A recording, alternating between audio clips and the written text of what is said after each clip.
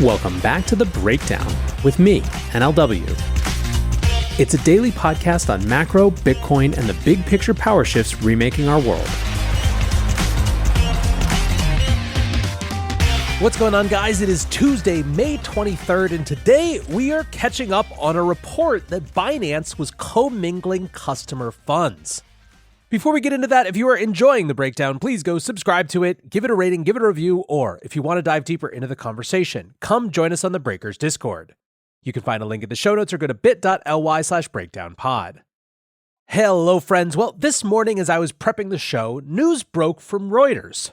Walter Bloomberg on Twitter said, the world's largest cryptocurrency exchange, Binance, commingled customer funds with company revenue in 2020 and 2021. In breach of U.S. financial rules that require customer money to be kept separate, 3 sources familiar with the matter told Reuters.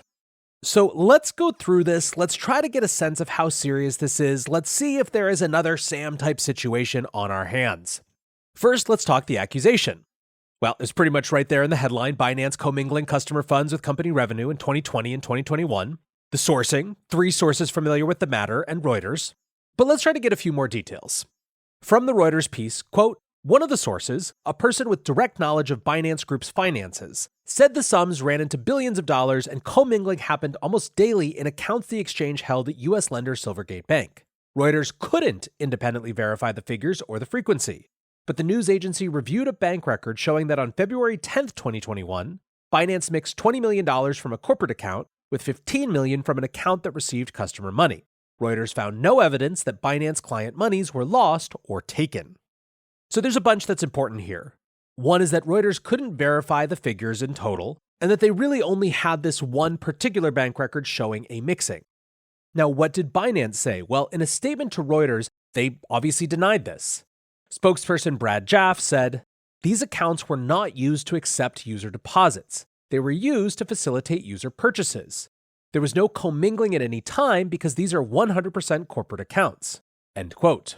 Reuters goes on, when users sent money to the account, they were not depositing funds but buying the exchange's bespoke dollar-linked crypto token BUSD. This process was, quote, exactly the same thing as buying a product from Amazon. Basically, what Binance is saying is that in this particular instance that Reuters has this account for, it's not customer funds being deposited so that then Binance can go buy Bitcoin or Ethereum on their behalf. Binance is saying that these were customers who were buying BUSD, the proprietary stablecoin. Which, if that's the case, as soon as they buy that stablecoin, those $15 billion or whatever it is become Binance's. At least that's the argument. Now, let's hold aside that one particular instance because Reuters is obviously trying to paint a much larger picture. I think the real sum up comes from the sentence, the money flows at Binance indicate a lack of internal controls to ensure customer funds were clearly identifiable and segregated from company revenues. Now, there are also 2 other points that the piece makes. A big part of the article is about Silvergate Bank. Now, this is a little complicated because on the one hand, journalists should be trying to suss out this complicated web of relationships between accounts, and the more transparent there is and the less need for corporate forensics there is, I think in general, the better. At the same time, this story continues the tone, which is a presumption of guiltiness on the part of Silvergate, which has by and large so far been guilt by association. Silvergate was for a long time one of the only banks to try to actually service the industry at all. And so of course they're going to be caught up in the industry's dealings. Now I think the most relevant thing for this piece is that there's not substantively new information that Reuters has uncovered about Silvergate. It's just showing how complicated and messy the web of accounts that Binance had actually was. The other part of the Reuters story has to do with tax evasion. Discussing Binance's European operations, Reuters writes, one consequence of Binance's financial maneuvering, 4 former Binance executives said, was to protect the exchange's profits from tax authorities. Binance has never disclosed where its Binance.com trading platform is based, nor what corporate taxes it pays and where. To assess how much tax Binance pays, Reuters reviewed the exchange's public filings since 2018 in countries where it has said it has significant operations. In France and Dubai, where Binance established hubs last year, local units have not detailed tax payments. France's finance ministry declined to comment, and Dubai didn't comment. In Malta, where Binance said it was based for several years, its main local unit reported losses each year, so it paid no tax. Maltese authorities didn't comment. The only significant tax payments Reuters found were in Lithuania, where in 2022, Bifinity paid 42.5 million euros, data from Lithuania's tax authorities show.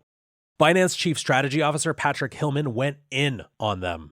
He wrote, "Let me explain just how desperate Reuters is to publish a negative story. The whole base of their story this morning is that when users purchased BUSD Paxos from Binance, they were taken to a transaction page that had the term deposit on it. Users were making a purchase of a stablecoin that was redeemable by Paxos, which was explicitly stated on the page. The story is so weak that they had to put up front, Reuters found no evidence that Binance client monies were lost or taken in a transparent attempt to protect themselves from a libel suit. Underneath that, they then pinned 1,000 words of conspiracy theories, which we explained were false, with zero evidence other than a, quote, former insider.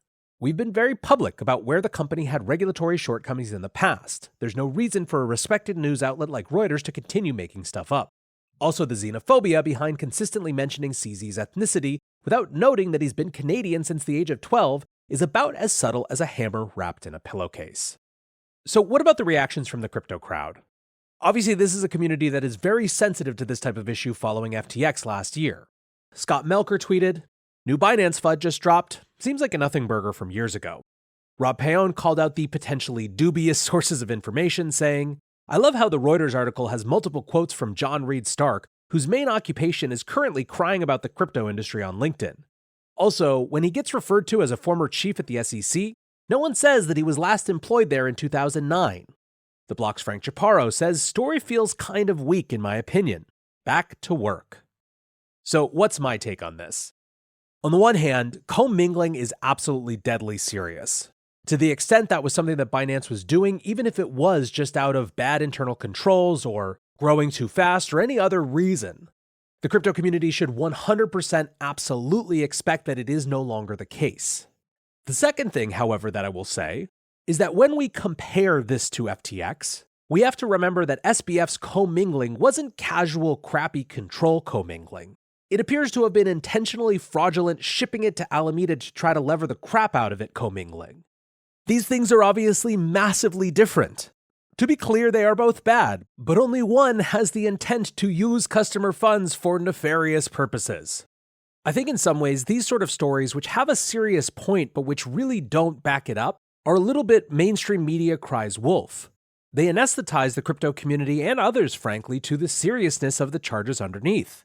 We absolutely need our leading institutions and companies like Binance, Coinbase, and everyone else to be held accountable. And I think in a post-SAM world, every company has to expect that they are going to be under a microscope like never before, even if it's not fair.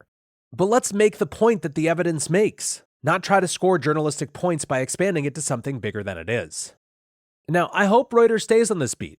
I want there to be accountability. It just has to be actually based on facts. Next up, let's stay on the theme of 2022.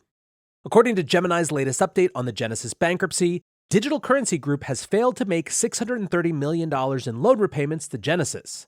The payment came due last week and was a result of intercompany loans between DCG and its subsidiary Genesis, which were taken on sometime last year to backstop losses incurred from the Three Arrows Capital default.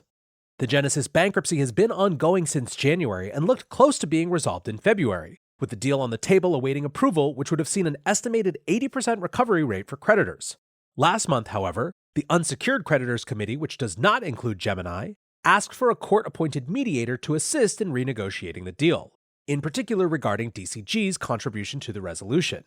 The committee had been conducting an investigation into Genesis and apparently came up with some details that made them feel the deal was unsuitable in some way. Mediation was granted for a 30-day term, which runs through to late May. Now that the loan repayment has been missed, Gemini wrote in their weekly update on Friday that the various creditor groups, quote, are considering whether to provide a forbearance to DCG to avoid a DCG default. Consideration will be based in part on whether the parties believe DCG will engage in good faith negotiations on a consensual deal, end quote. A forbearance would allow DCG to either delay or vary its repayment schedule on the loan. Now, Gemini is by far the largest creditor in the bankruptcy, with $1.1 billion claimed to be owed on behalf of over 230,000 Gemini-earned customers.